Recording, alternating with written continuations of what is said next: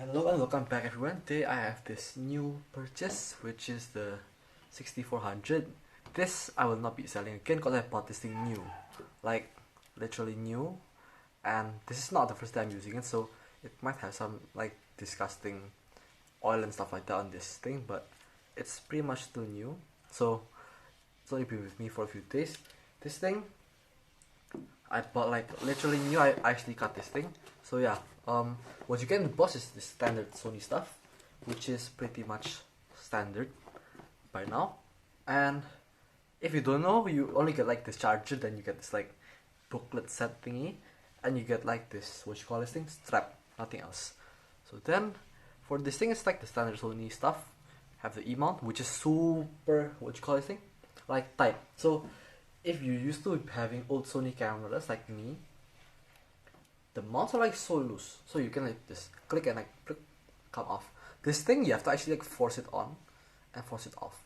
This thing's not scratched, but I mean the mount's not scratched, so I think it might be just the springs under the lens mount that are pretty much, what you call it thing, like still new, so they actually need to be pressed up a bit much.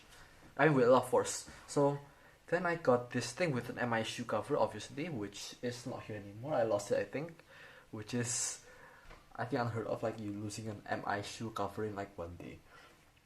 As for buttons, pretty much normal stuff. You have like this circular dial thingy, this smooth dial thingy, flash, the C1 button, on-off button, share button. I mean on-off toggle thingy, not button. Then you got these like noisy bullshits, which I'm gonna take off later. Got this EVF. I'm not sure if this thing came with the EVF cover thingy. I'm not sure about that. Then you got this like touchscreen LCD, which has got come back from the next series, but things that touchscreen is not for like browsing menus and stuff. It's only for like zooming in and stuff like that. So it's pretty useless. Then you got normal assortment of buttons and the normal MPF W50 battery and the normal card slot. So yeah, pretty much standard stuff for Sony. Then you got this like side thingy, which I do not like at all, because wait, let me close the window because it's actually raining. Okay, so I'm back. Now, what was I saying?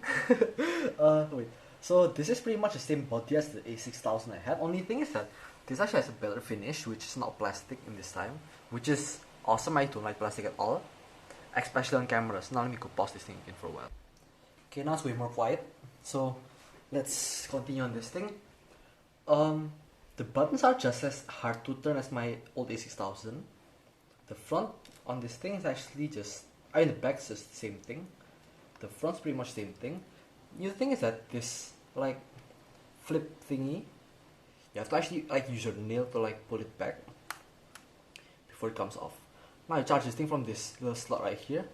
You got a small HDMI thingy and the mic jack, which I might or might not be using in the future. So let's see about that later, yeah.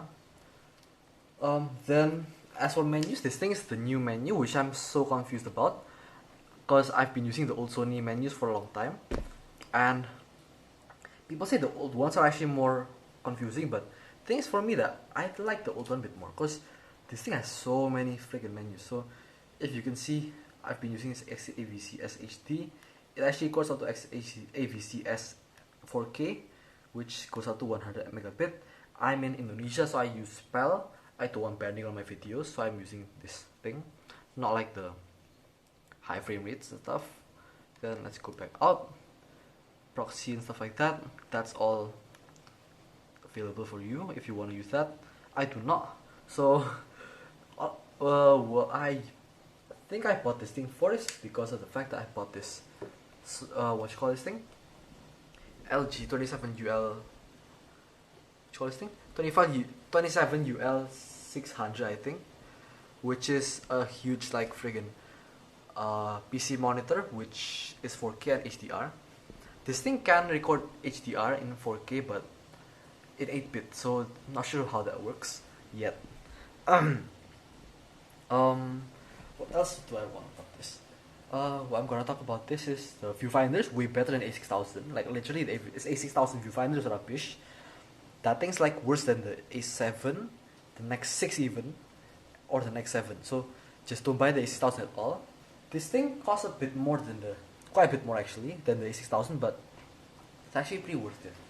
Then let's continue on with the screen. For the screen, it doesn't only flip up. Now you might see like, why the heck is it flipping like this?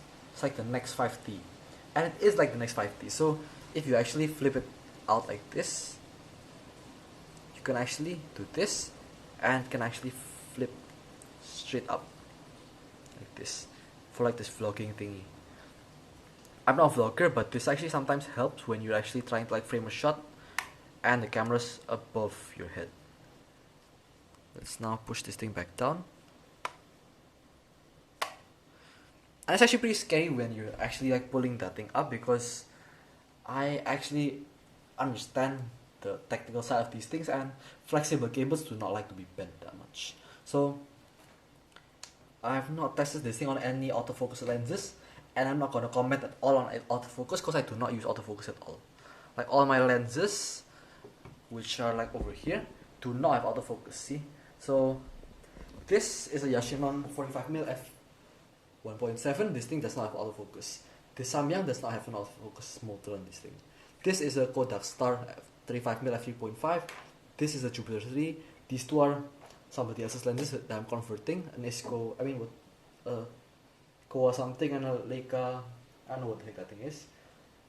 This is my Jupiter 103, which is a 53mm lens, and this is my Leica Hector P2. So these all are not autofocus, and I don't even use my normal lenses at autofocus. Like I got some more in there, like the what you call that thing, the Zenithal Fisheye, the Jupiter 8M, a Minolta 28mm, and not sure what else. So yeah, this thing does not know what an autofocus lens is right now, at least. So then next thing I want to show you is the menu. So why I'm so confused about this thing, and you might be quite confused about me being confused about this thing, but this is like way more stuff than the old menu, and most of these are like left at stock by me. Like I don't even use this. Look at this. Wait. Let's go to the first one. Image quality size. Set this thing at RAW and JPEG. Then let it be. Next. High ISO and arch. Let this thing all be. This let it all be. I like single shooting and everything like that. Leave it all at stock. This thing leave it all stock. AF. Skip AF. Exposure. I only use the stock settings, which I assume to be good, and I actually like the stock settings, so yeah. Then exposure 2, pretty useless. See, flash, I don't even use the flash at all. Color, I don't use this stuff, so I leave it as stock. This also stock. See, this is all like at stock. I do set focus assist, so I can actually crop in with this guy. Then use this thing for something else, which I think this bottom thing is for changing picking color. Let me go check. Let's go flip the screen up and focus on something like this. I think this is to change the color. Or not, for lock. Okay, for lock. So not very useful, let's say. Then picking off. Pretty much all useless. So this, then continue with this. This is all like on autofocus stuff, which is totally useless. Then you have this movie thing, which I do set because it defaults to like 4K, which I do not want. Then this is all at stock, I think. So it's all just at stock.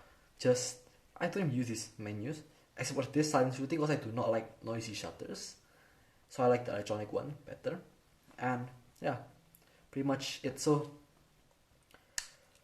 that's how I overview a camera. If you don't like this video, then just skip it, because that's how I use the camera. So essentially I put everything at P mode, set the aperture and focus on the lens itself, and let the camera choose the shutter speed and ISO. I mean ISO I sometimes set, so it's only like me shooting in S mode, because I don't wanna like have to wear through these buttons all the time. Yeah, so that's pretty much it. Thanks for watching, hopefully you liked it, and goodbye.